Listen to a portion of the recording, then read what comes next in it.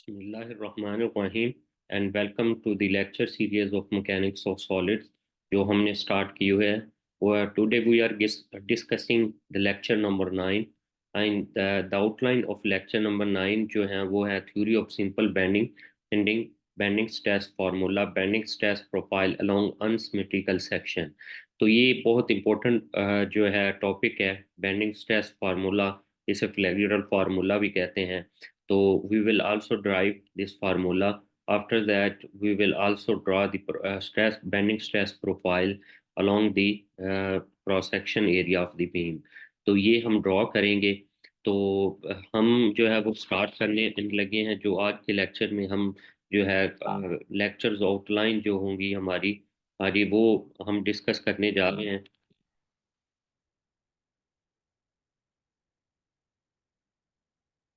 तो उसमें जो चीज़ें हम डिस्कस करेंगे वो है bending stress formula derivation. We will derive this formula formula in a proper way. Neutral axis determination करेंगे, सेंट्रॉइड क्या है सेक्शन का, how can we determine this neutral axis और centroid for the unsymmetrical section. Calculation of moment of inertia cross section area का जो है वो कैसे मोमेंट ऑफ इनर्शिया कैलकुलेट करते हैं। Calculation of bending moment. और after that, after all these moment of inertia bending moment calculation के बाद जो है हम कैलकुलेट करेंगे बेंडिंग स्ट्रेस टॉप और बॉटम पे। और after that we will draw the stress profile along the section. तो ये लेक्चर बहुत इंपॉर्टेंट है। इस लेक्चर से आपको एक बेंडिंग स्ट्रेस जो है वो उसका कॉन्सेप्ट एप्ट जो है वो स्ट्रेस प्रोफाइल या स्ट्रेस डिस्ट्रीब्यूशन कैसे करते हैं अलोंग द सेक्शन, ये हर चीज़ जो है वो क्लियर हो जाएगी।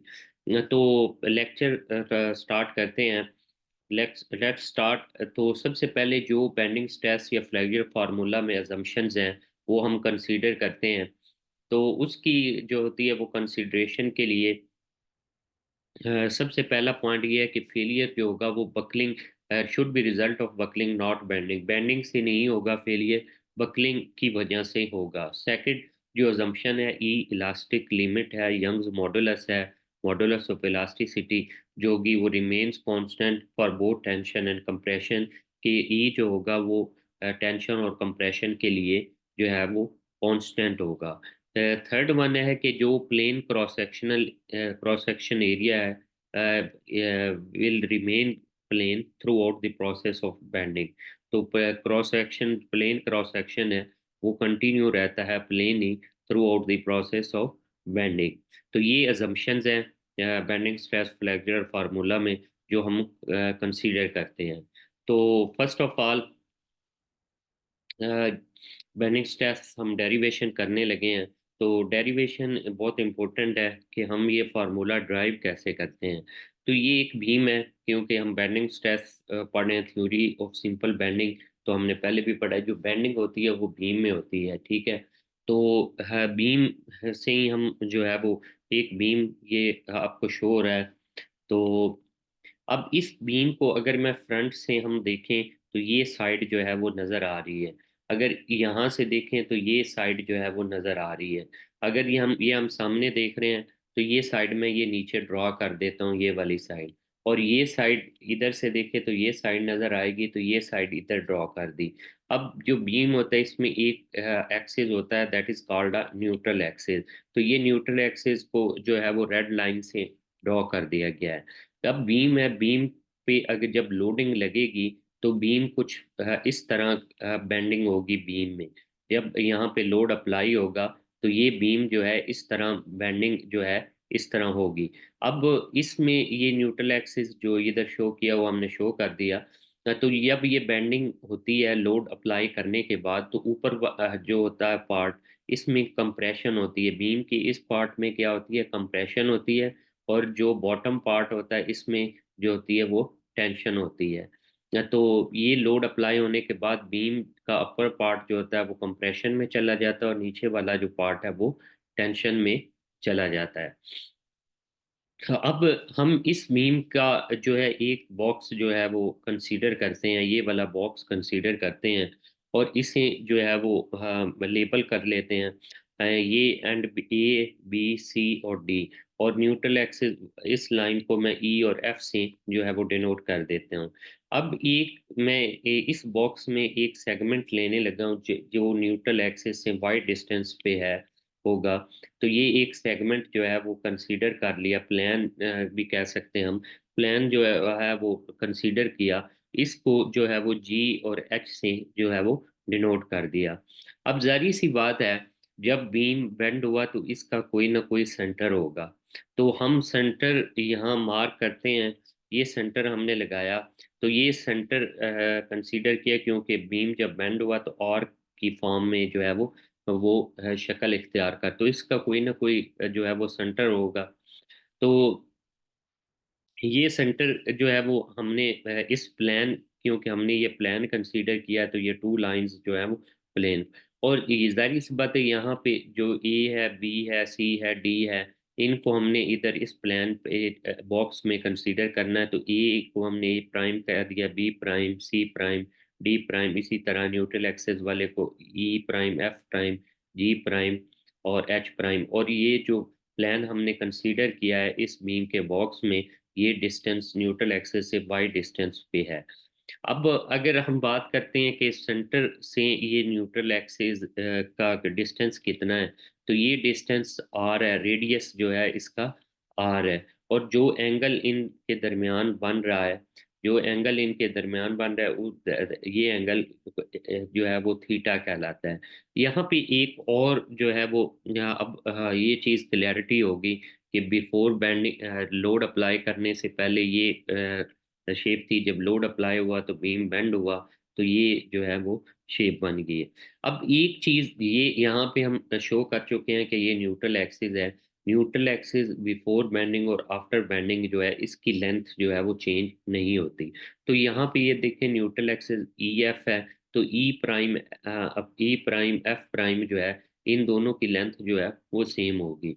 ये तो हम स्टार्ट करने लगे हैं, तो एज वी नो ऑलरेडी मैंने बता भी दिया है कि ई एफ और ई प्राइम एफ प्राइम, क्योंकि न्यूट्रल एक्सिस ये before bending, before loading, after loading, इसकी जो लेंथ है उस पर कोई डिफरेंस, फर्क नहीं आने वाला, तो ये आ गई।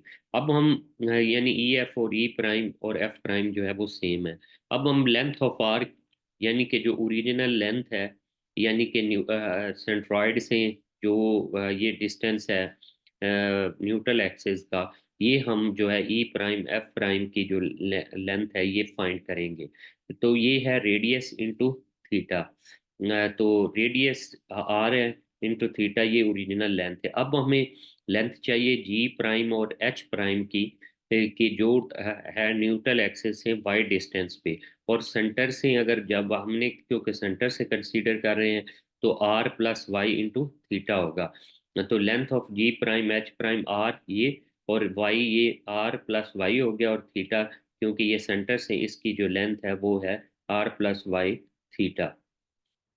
तो अब हमारे पास ओरिजिनल लेंथ भी आ गई, और जो प्लेन हमने कंसीडर किया था वो लेंथ भी हमारे पास है। अब हमने फाइंड करने के चेंज कितना आया है लेंथ में, कि लेंथ में जो है वो चेंज जो है वो कितना है, क्योंकि ये ओरिजिनल लेंथ थी हमारे पास। तो अब ये जब बेंड हुआ है तो नीचे टेंशन हो रही है, जब टेंशन हो रही है तो लेंथ में कुछ ना कुछ इंक्रीमेंट होगा। तो हम करते हैं जी, चेंज इन लेंथ क्या, कि जो लेंथ है length of G E prime H prime, ये वाली लेंथ माइनस ये ओरिजिनल लेंथ जो है ई प्राइम एफ प्राइम, क्योंकि इस पे कोई इफेक्ट नहीं हुआ है, ठीक है। तो माइनस आर थीटा, इसको सिंपलीफाई किया हमने, R theta plus Y theta आ गया, इसको ओपन किया तो आर थीटा कैंसल हो गया। तो वाई थीटा जो है ये हमारे पास चेंज इन लेंथ आ गया। तो हाँ, उसके बाद जो है वो एज वी नो दैट कि स्ट्रेन जब लोड अप्लाई करते हैं तो स्ट्रेसेस भी प्रोड्यूस होती हैं और स्ट्रेन भी प्रोड्यूस होती है। तो स्ट्रेन जो होता है change in length over original length है। तो we have already calculated change in length जो है वो वाई वाई थीटा है, और ओरिजिनल लेंथ जो ई प्राइम और एफ प्राइम की हमने फाइंड की थी वो है आर थीटा। तो थीटा थीटा से कैंसल हो जाएगा, तो वाई ओवर आर आ जाएगा, ये फर्स्ट इक्वेशन है। तो similarly as we know, we also know Young's modulus जो है वो स्ट्रेस और स्ट्रेन है। तो यंग्स मॉडुलस को हम ई से डिनोट करते हैं, और सिग्मा स्ट्रेस है और स्ट्रेन जो है एप्सिलॉन है। तो अगर ये एप्सिलॉन स्ट्रेन को इधर ले जाऊं, यंग्स मॉडुलस को नीचे ले आऊं, तो सिग्मा ओवर ई आ जाएगा। तो ये इक्वेशन नंबर 2 है। अब हम इक्वेशन 1 और 2 को अगर कंपेयर करें, बाय कंपेयरिंग इक्वेशन 1 एंड 2, तो वाई ओवर आर, ये इक्वेशन 1 का आ गया, इक्वेशन 2 का सिग्मा ओवर ई आ गया। अगर यहाँ से सिग्मा मैं निकालना चाहूँ तो ई को यहाँ पे ले जाऊंगा, तो ई आर इंटू वाई हो जाएगा, ई आर इंटू वाई आई, और सिग्मा यहाँ से ये ड्राइव हो गया। ये इक्वेशन नंबर जो है वो 3 है। तो यहाँ पे मेरे ख्याल में आप कंफ्यूजन नहीं होनी चाहिए कि ये स्ट्रेन हमने लिया, तो यहाँ से इक्वेशन 1 आ गई, यंग्स मॉडुलस से इक्वेशन 2, इक्वेशन 1 और 2 को कंपेयर किया तो हमारे पास ये आया, तो यहाँ से सिग्मा की वैल्यू आ गई। अब यहाँ पे एक चीज बताऊं कि यहाँ पे जो सिग्मा है, इसका रिलेशन जो शो हो रहा है वो डायरेक्टली प्रोपोर्शनल हो रहा है वाई डिस्टेंस से है, जो न्यूट्रल एक्सिस से, जो जो प्लान हमने कंसीडर किया है, जहाँ पे स्ट्रेस हम कंसीडर कर रहे हैं, वो जितनी, यानी कि ये डिस्टेंस न्यूट्रल एक्सिस से बढ़ता जाएगा, बेंडिंग स्ट्रेस भी बढ़ती जाएगी। तो उसके बाद force on G prime H की जब हम बात करते हैं, तो as we know that sigma जो होता है, स्ट्रेस जो होती है, फोर्स ओवर एरिया होता है। तो एरिया यहाँ पे एक प्लान का है, तो डी ए लिखेंगे, पूरे बीम का एरिया है नहीं है अभी। तो एफ जो होगा वो सिग्मा इंटू डी हो जाएगा, ये डी इधर आके मल्टीप्लाई हो जाएगा, तो डी ए। अब सिग्मा की वैल्यू हम इक्वेशन 3 में फाइंड की है, तो अब हम पुट करेंगे इक्वेशन 3 वाली, putting the value of sigma from equation 3, जो इक्वेशन 3 में हमने वैल्यू ड्राइव की थी। तो यहाँ पे हम पुट करेंगे, ये वैल्यू पुट की, तो E R into Y into D R, ये इक्वेशन 4 आ गया हमारे पास। अब हमें पता है कि मूवमेंट जो होता है, मूवमेंट भी जब लोड अप्लाई हो रहा है तो मूवमेंट भी तो प्रोड्यूस होगा। As we know that the movement of resistance जो है वो डी एम इंटू, अब मूवमेंट क्या होता है कि जितनी फोर्स अप्लाई हो रही है और जितना डिस्टेंस वो ट्रेवल कर रही है, तो उस पॉइंट तक, तो ये वाइड डिस्टेंस है, फोर्स अप्लाई हो रही है, तो ये इस पॉइंट तक, तो ये मूवमेंट हो जाएगा D M F into Y. अब एफ की वैल्यू हमने इक्वेशन 4 में जो ड्राइव की है, ये इधर पुट करेंगे हम। तो ये इक्वेशन में हमने पुट की, putting the value of F from equation 4 में जो हमने ड्राइव की थी, तो ये हमारे पास आ गया E over R into Y D A into Y. F की वैल्यू पुट कर दी जो इक्वेशन 4 में आई थी। अब इसको सिंप्लीफाई किया तो Y square into D A. अब ये एक सेगमेंट का है, इस प्लान का है, तो हमने तो पूरे ओवरऑल यानी कि फाइंड करना है ना बीम का जो है वो मूवमेंट। तो फिर क्या होगा कि हम इसको इंटीग्रेट करेंगे, integrating, by integrating both sides, integration apply की, तो ये डी एम और जो है वो एम आ जाएगा, E over R into Y square D A आ जाएगा। अब ये जो फैक्टर है, अगर देखें बाय इंटीग्रेटिंग बोथ साइड, तो ये वाला फैक्टर जो होता है, ये वाई स्केयर डी इंटीग्रेशन, ये बराबर होता है आई। आई क्या है? सेकंड मोमेंट ऑफ इनर्शिया है। तो second moment of inertia I है, तो फिर अबव वाली, so the above equation becomes M is equal to E R. यहाँ पूरे फैक्टर की जगह, इसकी जगह क्या, आई पुट हो जाएगा, integration, symbol of integration Y square D A. तो यहाँ पे आई पुट किया, हम आई पुट कर देंगे, तो ये equation E R into I, I को हम इधर ले जाएंगे एम की जगह पे, M over I, E is equal to R. अब अगर हम इक्वेशन नंबर 3 की बात जब करते हैं, जब हमने ड्राइव की थी, तो उसमें ये था E over R is equal to sigma over Y. तो हम इस इक्वेशन को फिर इस तरह भी लिख सकते हैं, M over I is equal to sigma over Y.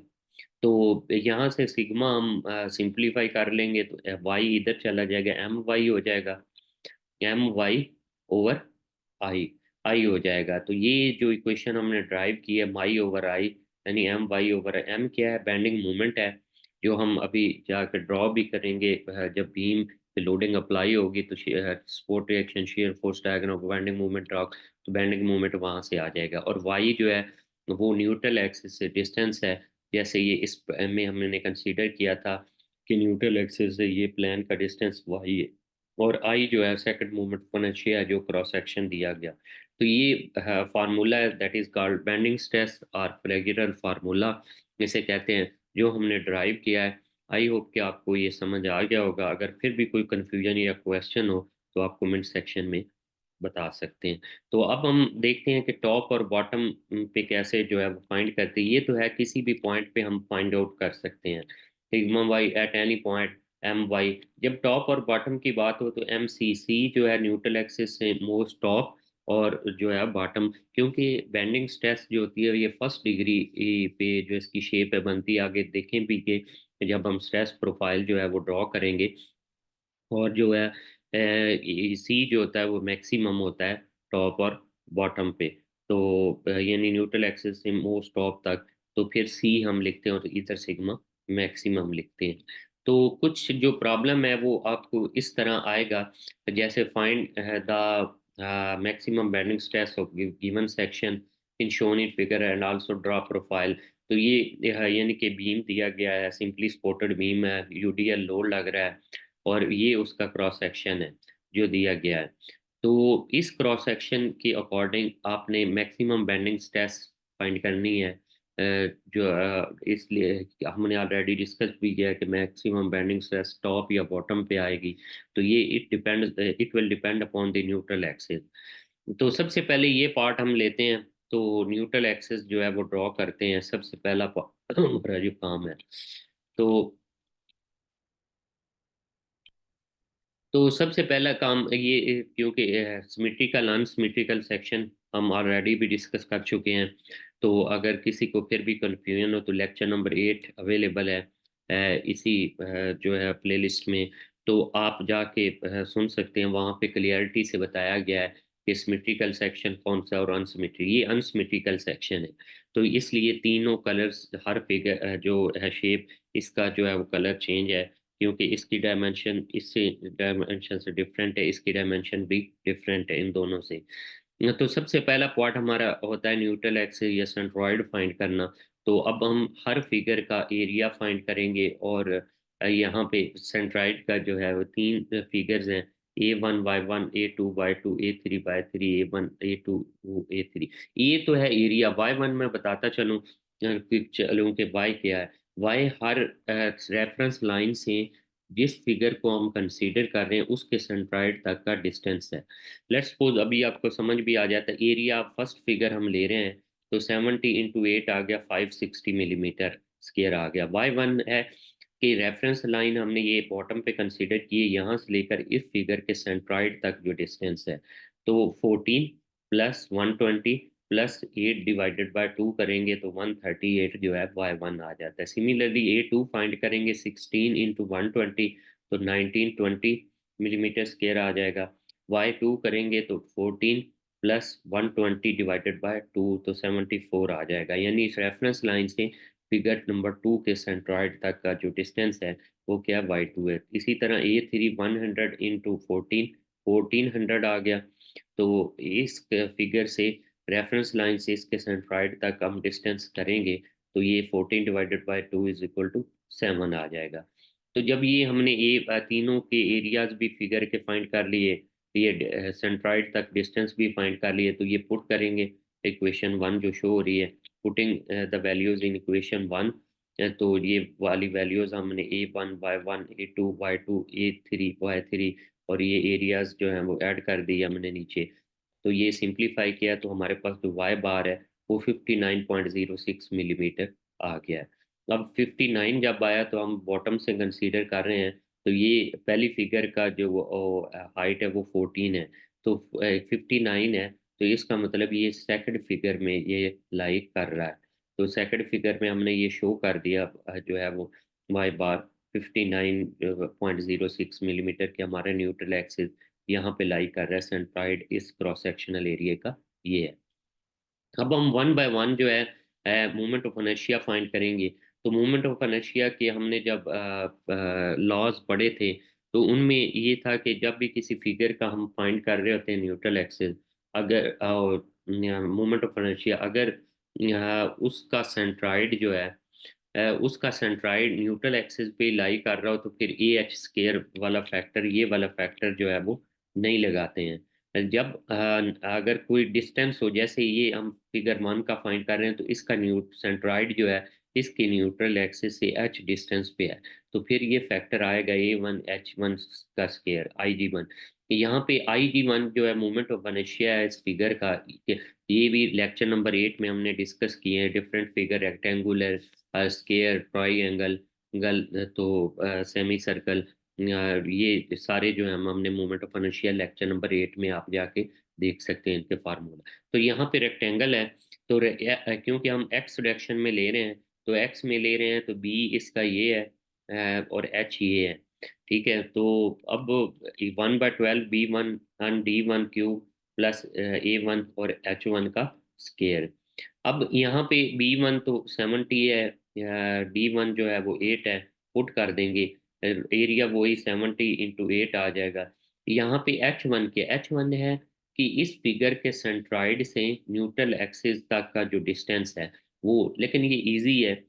जो हमने 138 Y1 फाइंड किया था उसमें से माइनस कर देंगे Y बार। सिमिलरली अगर Y2 यानी कि H2 फाइंड करना है तो H2 में Y2 माइनस Y बार, H3 फाइंड करना है इस फिगर के लिए, तो उसी तरह Y3 माइनस जो है Y बार। तो यहाँ पे H1 है, तो H1 Y1 हमने ऑलरेडी कैलकुलेट किया है, वो वाली वैल्यूज आ गई, माइनस Y बार भी कैलकुलेटेड है। तो हमारे पास H1 आ जाएगा, जो ये डिस्टेंस है इस फिगर के सेंट्रॉइड से ये न्यूट्रल एक्सिस तक का डिस्टेंस। तो इसको हमने सिंप्लीफाई किया, सिंप्लीफाई करने के बाद ये हमारे पास आ, अब ये इतने यानी कि बार बार लिखेंगे तो हमारी मिस्टेक होने के चांसेस, इसको हम सिंप्लीफाई कर देते हैं इन द फॉर्म ऑफ 10⁶। तो हम पॉइंट के बाद काउंट कर लेते हैं 1 2 3 4 5 और 6, तो 3.493 मल्टीप्लाई बाय 10⁶ mm⁴। तो मोमेंट ऑफ इनर्शिया जब लेक्चर नंबर 8 में, तो हमने इसके यूनिट भी डिस्कस किए थे, क्योंकि क्रॉस सेक्शनल एरिया की यूनिट मिलीमीटर में है, तो मिलीमीटर⁴ आ जाएगा। तो ये फर्स्ट फिगर का मोमेंट ऑफ इनर्शिया। अब सेकंड जो है फिगर का ड्रॉ करते हैं, तो सेकंड फिगर भी जारी सी बात है, उसका भी सेंट्रॉइड जो है न्यूट्रल एक्सिस से डिस्टेंस एच पे है, तो H2 फैक्टर आएगा। तो इसमें जो बी है वो वो हमारे पास 16 है, और एच जो है वो 120 है। तो 16 × 120 का स्क्वायर, 16 × 120, और Y2 हमने फाइंड किया था 74 माइनस Y बार 59। ये जो है तीनों में सेम रहेगा, 59.0, ये चेंज होता रहेगा। जो है वो सेंट्रॉइड ऑफ जो डिस्टेंस हमने फाइंड किया है फ्रॉम रेफरेंस लाइन से। तो ये इसको सिंप्लीफाई किया, तो इसको भी हम सिंप्लीफाई करेंगे in the form of power 10⁶। तो किया, तो 1 2 3 4 5 6 और 0.573 10⁶। इसी तरह जो है वो थर्ड फिगर में जो एच है वो 14 है, और बी जो है 100 है। अब इसमें भी इसका सेंट्राइड यहाँ पे और न्यूट्रल एक्सिस ये है, तो सेंट्राइड और न्यूट्रल एक्सिस में डिस्टेंस जो है वो एच है। ठीक है, तो ये फैक्टर आ जाएगा 100 × 14 प्लस 100 × 14 7 माइनस 59.06 का स्केयर। तो अब यहाँ पे आंसर माइनस में आया, तो अलजबरा की रूल से अगर हम देखें तो माइनस माइनस को मल्टीप्लाई जब करते हैं 2 टाइम, तो प्लस हो जाता है। तो यहाँ पे आगे देखें कि ये जो है वो पॉजिटिव में ही आंसर आएगा। ये भी हम 10⁶ में लिखेंगे, तो 1 2 3 4 5 6 पॉइंट के बाद ये काउंट करने हैं, तो 3.931 अन मल्टीप्लाई बाय 10⁻⁴ आ गया। तो ये हमारे पास तीनों फिगर्स के मोमेंट ऑफ इनर्शिया आ गए। अब तीनों को हमने ऐड अप करना है, तीनों को हमने जो है वो ऐड किया, तो ऐड करने के बाद मोमेंट ऑफ इनर्शिया जो है पूरे क्रॉस सेक्शनल एरिया का 7.997 बाय 10⁶ mm⁴ आ गया। तो ये हमने मोमेंट ऑफ इनर्शिया फाइंड कर लिया। नेक्स्ट जो हमारा स्टेप है वो है बेंडिंग मोमेंट फाइंड करना। तो बेंडिंग मोमेंट फाइंड, ये सिंपली सपोर्टेड बीम है। Already pin sports, roller sport के बारे में हमने पढ़ा था। पिन के दो रिएक्शंस हैं, वर्टिकल और हॉरिजॉन्टल। रोलर स्पोर्ट का वन रिएक्शन है। यूडीएल है, इसको पॉइंट लोड में कन्वर्ट करने के लिए जितना ये लोड दिया गया है, इसको ये नीचे जितना स्पैन लेंथ है इसे मल्टीप्लाई करेंगे 10 से, तो ये पॉइंट लोड में कन्वर्ट हो गया 500, यानी 50 × 10 आ गया। तो ये हमने इसकी फ्री बॉडी डायग्राम बना दी, यानी पिन के 2 रिएक्शंस और ये रोलर का 1। अप्लाई करेंगे equations of equilibrium to find the support reaction. तो ये ए एक्स आ गया, ये क्योंकि ए की फोर्स लग रही है। इसी तरह समीशन एफ वाई लगाएंगे, अपवर्ड पॉजिटिव है, A by B by I minus 500 आ जाएगा। तो ये हमारे पास इक्वेशन 1 आ जाएगी। अब हमने जो मूवमेंट है वो एंटी क्लॉकवाइज पॉजिटिव लिया है, तो ए पे लिया है। तो ये ए एक्स और ए वाई तो मूवमेंट जीरो होगा, क्योंकि ये उसी में से लाइन ऑफ पास कर रही है, लाइन ऑफ एक्शन इनकी। तो ये 500 जो है वो जब रोटेट करेगा क्लॉकवाइज होगा, तो -500 डिस्टेंस ट्रेवल करेगा 5 का, और बी वाई जो एंटी क्लॉकवाइज प्लस वाई यहाँ इंटू 10 आ जाएगा। इसको सिंप्लीफाई किया, बी बाई 250, ए वाई जो है पुट करेंगे बी वाई की वैल्यू इक्वेशन 1 में, तो हमारे पास ये भी जो है वो 250 न्यूटन आ गया। स्पोर्ट रिएक्शन के बाद शेयर फोर्स डायग्राम हमने ड्रॉ कर शेयर फोर्स इस तरह जो है वो ड्रॉ हो जाएगी फर्स्ट डिग्री पे, और बेंडिंग मोमेंट जो है वो सेकंड डिग्री, क्योंकि यूडीएल है तो ये बेंडिंग मोमेंट इसी का एरिया है। ये 250 को मल्टीप्लाई किया जो है वो 5 से डिवाइड करेंगे, क्योंकि 1/2 इंटू ये वाली जो डायमेंशन है 5 इंटू ये हाइट जो है फिर 250, तो ये हमारे पास 625 न्यूटन मीटर आ जाता है। इसी तरह ये करेंगे तो बेंडिंग मोमेंट की जो वैल्यू आती है हमारे पास वो आती है 625। तो ये इसलिए भी थोड़ा सा जल्दी मैं करवा रहा हूँ कि ये लेक्चर नंबर 7 में ऑलरेडी हम कर चुके हैं। अगर डिटेल में आपने ये सुनना है तो इसी प्लेलिस्ट में आप लेक्चर नंबर 7 को सुने। तो शेयर फोर्स बेंडिंग मोमेंट के हमने ये तीनों problem point loading UDL VDL को डिस्कस किया है इन डिटेल में। तो आप यहाँ वहाँ से जाके भी कर सकते हैं। अब ये सेकंड डिग्री पे है, तो अब हम bending stress eight top of the section पे फाइंड करते हैं। जब हम टॉप पे बात करते हैं तो टॉप पे यहाँ से न्यूट्रल एक्सिस से टॉप का डिस्टेंस हमने सी निकालना है। तो टोटल जो है अगर जब हम बात करते हैं तो टोटल जो अगर बात करें तो वो 142 है 14 इन प्लस 120 एंटी करें हम 134, और 134 में जब 8 ऐड किया तो 142 है। 142 में से हम 59.06 निकालें तो पीछे 82.94 बचता है। तो ये वाली वैल्यू हमने पुट कर दी। बेंडिंग मोमेंट हमने निकाला था 625 न्यूटन मीटर, और जो आई था वो हमने ऑलरेडी कैलकुलेट किया, 7.997 आया। तो ये वैल्यूज पुट की। अब ये है न्यूटन मीटर में, तो हमने क्योंकि मिलीमीटर में ले रहे हैं तो मिलीमीटर में हम कन्वर्ट करेंगे तो 1 मीटर में 1000 मिलीमीटर होते हैं, तो मल्टीप्लाई कर दिया ये 625 को। ये उसी तरह आ गया, और इसको मैं 10 की पावर 6 को 10 की पावर 3 लिख सकता हूँ। अब अगर अलजबरा की यानी कि हम अकॉर्डिंग टू अलजबरा चेक करते हैं, तो 10 की पावर 3 और इसको यानी कि मल्टीप्लाई करो तो पावर जेड हो जाएंगी, वही ये वाला फैक्टर दोबारा 10 की पावर 6 बन जाएगा। अब ये 10 की पावर 3 जो है वो ये 1000 से कैंसिल हो जाएगी, पीछे 10 की पावर 3 को इससे मल्टीप्लाई कर देंगे, और ऊपर ये 82.94 और 625 मल्टीप्लाई हुए, तो ये बन गया 51,837.5, और नीचे 7.997 को मल्टीप्लाई किया 10 की पावर 3 से, तो ये आ गए एक, क्योंकि 10 की पावर 3 इस 1000 से कैंसिल होगी। इसको सिंप्लीफाई किया तो हमारे पास 6.4 ये 8 जो है न्यूटन पर मिलीमीटर स्क्वायर आ गया, और 1 न्यूटन पर मिलीमीटर स्क्वायर जो होता है 1 मेगा पास्कल के भी इक्वल होता है। तो ये टॉप पे जो है बेंडिंग स्ट्रेस आ गई। इसी तरह बॉटम पे हम फाइंड कर लेते हैं। तो बॉटम पे जो न्यूट्रल एक्सिस है वो तो हमें पता ही है कि ये यहाँ से इसका डिस्टेंस जो है 59.06 है, तो वो वैल्यू पुट कर दी। सिमिलरली न्यूटन मीटर को हमने मिलीमीटर में कन्वर्ट कर दिया, इसको मैंने 10 की पावर 6 को 10 की पावर 3 में जो है वो यानी कि सेपरेट कर दिया, ब्रेक कर दिया। तो ये 10 की पावर 3 इस 1000 से कट जाएगा, 10 की पावर 3 को इधर मल्टीप्लाई किया, और 625 और 59 को मल्टीप्लाई किया तो 36,912.5 आ गया, और नीचे वही 7,997 मिलीमीटर स्क्वायर आ गया। तो सिंप्लीफाई किया तो 4.61 न्यूटन पर मिलीमीटर स्क्वायर, और 1 न्यूटन पर मिलीमीटर स्क्वायर जो होता है वो मेगा पास्कल के भी इक्वल होता है, तो ये आ गई। हमने जब डेरिवेशन की थी तो वहाँ पढ़ा था कि stress is directly proportional to Y. Y क्या था कि न्यूट्रल एक्सिस से डिस्टेंस था। तो यहाँ पे अगर इस केस में देखें तो बॉटम पे न्यूट्रल एक्सिस से डिस्टेंस कम है, तो इसलिए ये जो स्ट्रेस है 4.61 आई है, और जो टॉप पे डिस्टेंस ज़्यादा है तो वहाँ पे 6.48 आई है। तो ये रिलेशन इस चीज़ को भी वेरीफाई करता है। अब हम स्ट्रेस प्रोफाइल ड्रॉ करते हैं। तो स्ट्रेस प्रोफाइल जो है हमने ड्रॉ की, तो टॉप पे जो हमारी आई है 6.48 न्यूटन पर मिलीमीटर का, और बॉटम पे जो हमारी आई है 4.10 पर मिलीमीटर स्केल और मेगा पास्कल।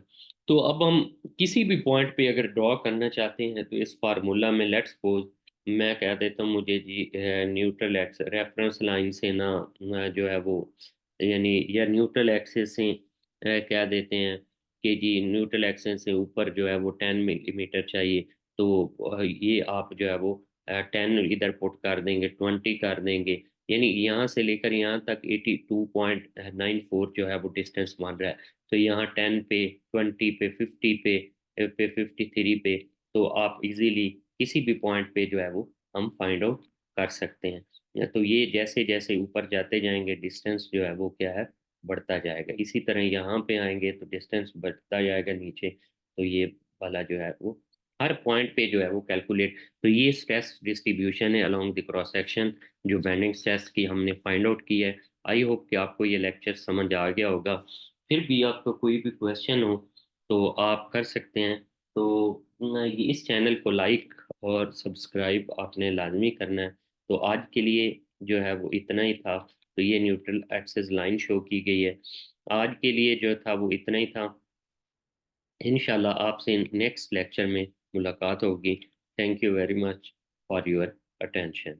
तो इंशाल्लाह नेक्स्ट लेक्चर में शेयर स्ट्रेसेस और उसकी डेरिवेशन, उसके साथ शेयर स्ट्रेस प्रोफाइल का जो टॉपिक होगा वो कवर करेंगे, और आपसे जो है वो मुलाकात होगी। Thank you.